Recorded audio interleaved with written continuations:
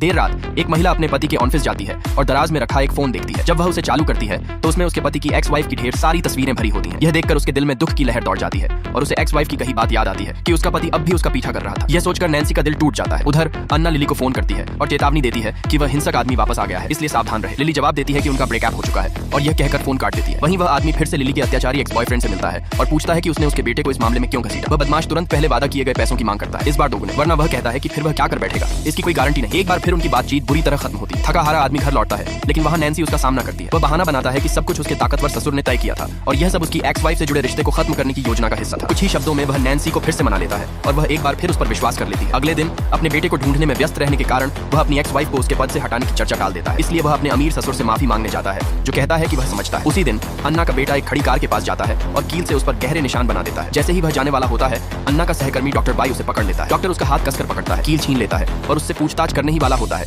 कि तभी समूह कंपनी का चेयरमैन वहां आ जाता है। चेयरमैन उसे पहचान लेता है कि वह डिप्टी डायरेक्टर का बेटा है। दरअसल वह कार चेयरमैन की ही थी। मौका देखकर वह दोषी बच्चा वहां से भाग निकलता है। जब डॉक्टर बाई उसे वापस बुलाने की कोशिश करता है तो चेयरमैन कहता है कि बच्चा नासमझ है, इतनी छोटी बात पर ध्यान देने की जरूरत नहीं। कुछ देर बाद चेयरमैन डॉक्टर बाई से उस आदमी और उसकी एक्स वाइफ के बारे में बात करता है। डॉक्टर बाई कहता है कि उनका रिश्ता अभी सच में खत्म नहीं हुआ है। तब चेयरमैन कहता है कि उसने सुना है डॉक्टर बाई के दिल में अन्ना के लिए भावनाएं हैं, लेकिन डॉक्टर गंभीरता से जवाब देता है कि वह अपनी निजी भावनाओं को कभी काम के बीच नहीं आने देता।